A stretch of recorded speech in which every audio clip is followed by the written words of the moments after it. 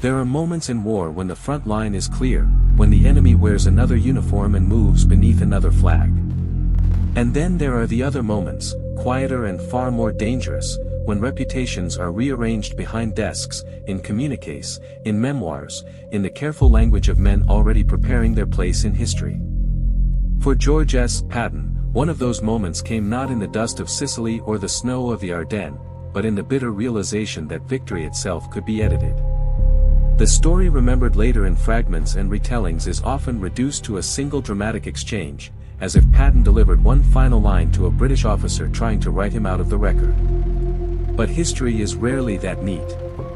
What survives with certainty is something more revealing: Patton's rage at slights, his contempt for rivals, and a struggle among Allied commanders over who had won, who had hesitated, and who would be remembered when the guns finally fell silent. By the time this conflict sharpened, Patton was already one of the most recognizable Allied generals in Europe.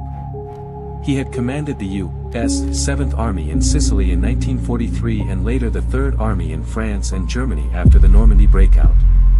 His reputation rested on speed, aggression, and a kind of theatrical ferocity that delighted some soldiers and alarmed many colleagues. He cultivated the image intentionally. He believed war rewarded violence, momentum, and nerve. He also believed that he was better than most of the men around him, and he rarely concealed it for long. Yet Patton's fame came with liabilities.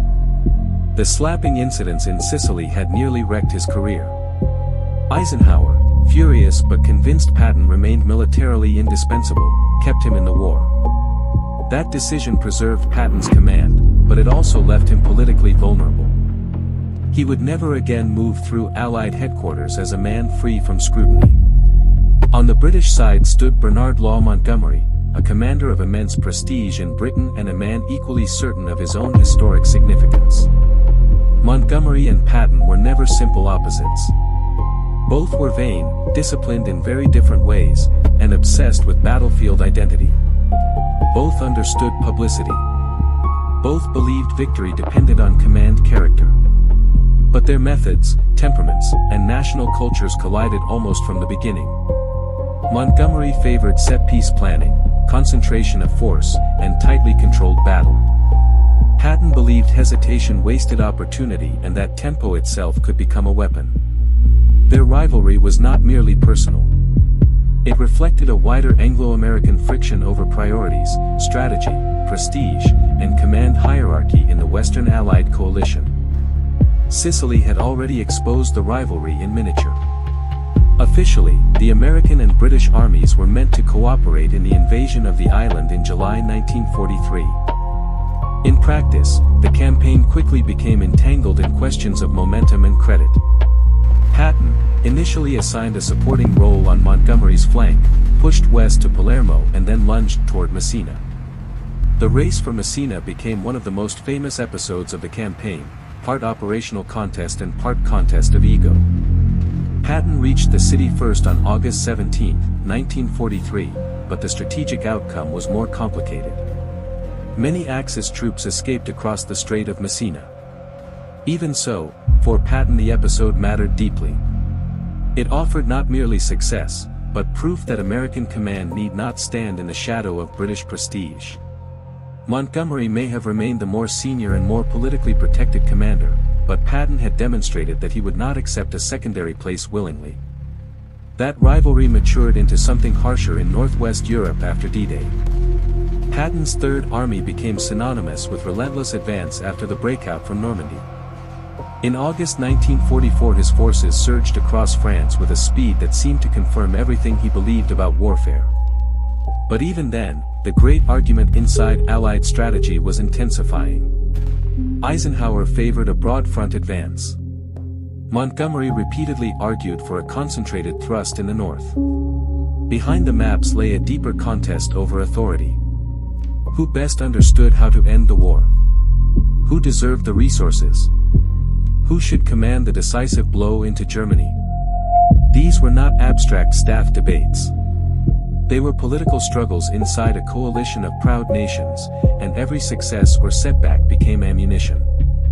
Patton, though not always central to the formal strategic argument, understood exactly what was at stake. A commander's battlefield could become another man's footnote overnight. Then came the Ardennes in December 1944, the German counteroffensive the world would remember as the Battle of the Bulge. The surprise attack tore open the American front. Confusion spread fast. Communications broke down.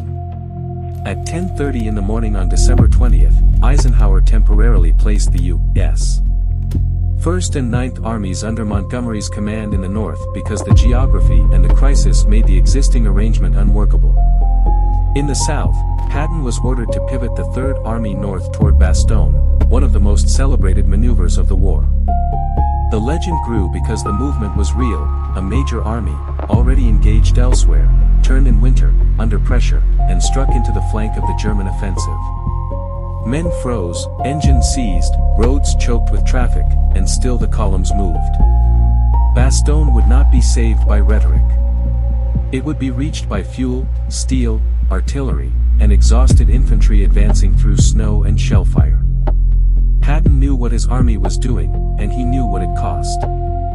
His diary from the period records the pressure, the improvisation, the constant calculation of axes of attack, unit movements, and the frustration of delay. This was how he understood war, not as a press performance, but as a brutal test of will and speed.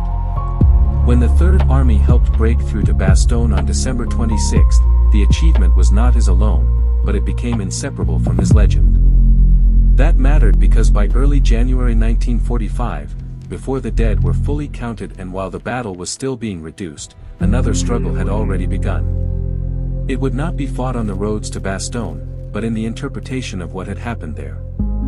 On January 7, 1945, Montgomery held a press conference at Zonhoven. He praised American courage and praised Eisenhower as team captain.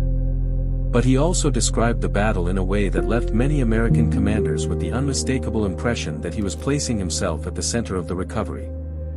He spoke of the steps he had taken, of the British group of armies brought into action, of a dangerous crisis skillfully managed.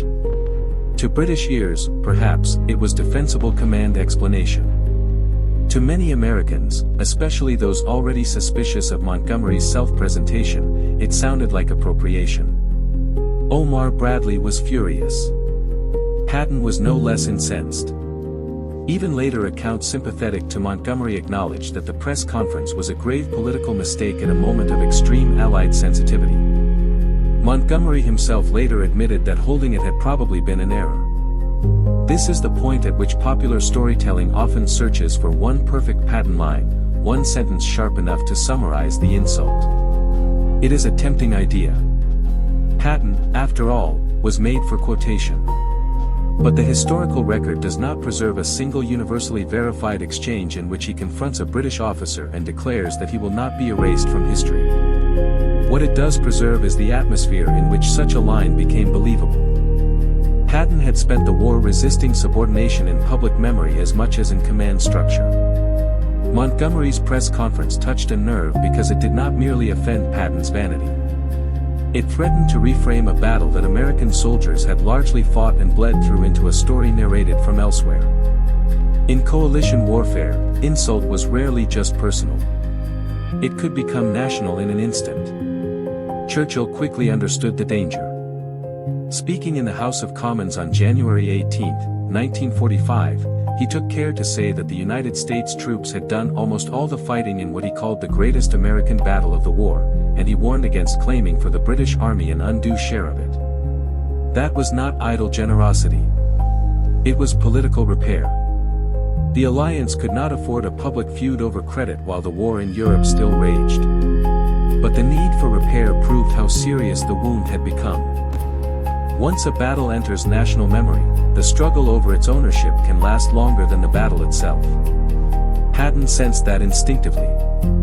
He may not have spoken the exact line later attributed to him, but his career suggests he would have understood the issue immediately. Memory was another theater of war, and the slow theft of credit could feel like a form of defeat. The conflict did not end with the press conference. After the war, memoirs, histories, interviews, and national traditions hardened impressions into something more durable. Montgomery's writings and public statements stirred repeated controversy, including over his judgments about wartime colleagues.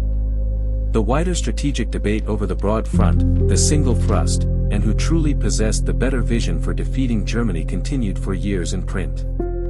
Historians still argue over the balance between operational reality and post-war mythmaking. Some British narratives elevated Montgomery's caution into strategic wisdom. Some American narratives turned him into the embodiment of vanity and delay.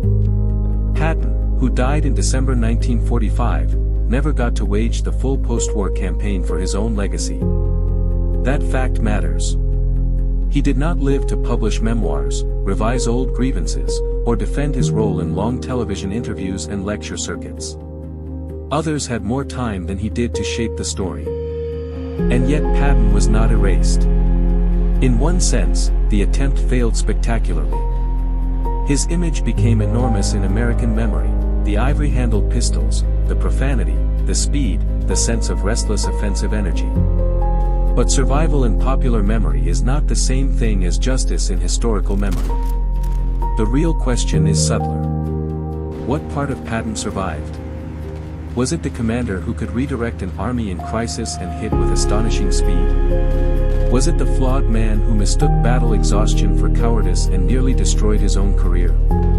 Was it the operational artist, the reckless egotist, the symbol of American aggression, or the prisoner of his own legend? When rivals fight over memory, they rarely remove a man entirely. More often they preserve him in a shape convenient to themselves. That, too, is a kind of erasure. There is another irony here. Patton himself was not innocent of historical self-construction. He curated his image continuously. He wrote, he performed, he posed, he judged. He wanted greatness and expected history to recognize it. In that sense, his clash with Montgomery was not between a pure soldier and a cynical publicist.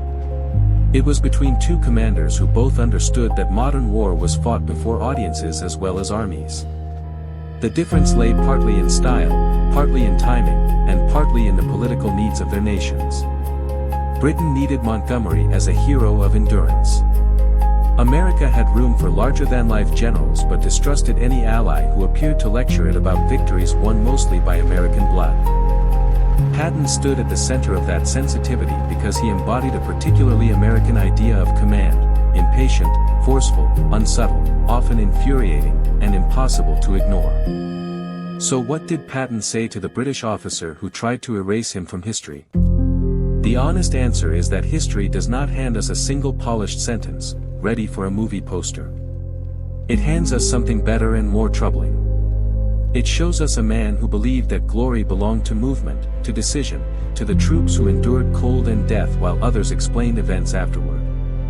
It shows us a coalition in which victory required unity, but memory encouraged rivalry. It shows us that even among allies, the war for legacy began before the war itself was over. And it suggests that Patton's truest answer was not one line but a lifetime of fury against diminishment, against hesitation, against any version of events in which he became ornamental.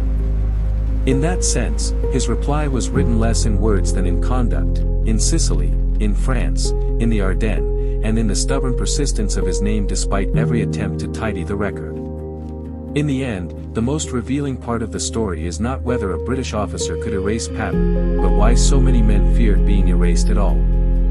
They had seen too much, lost too much, and commanded too many lives to believe that history would be generous by default.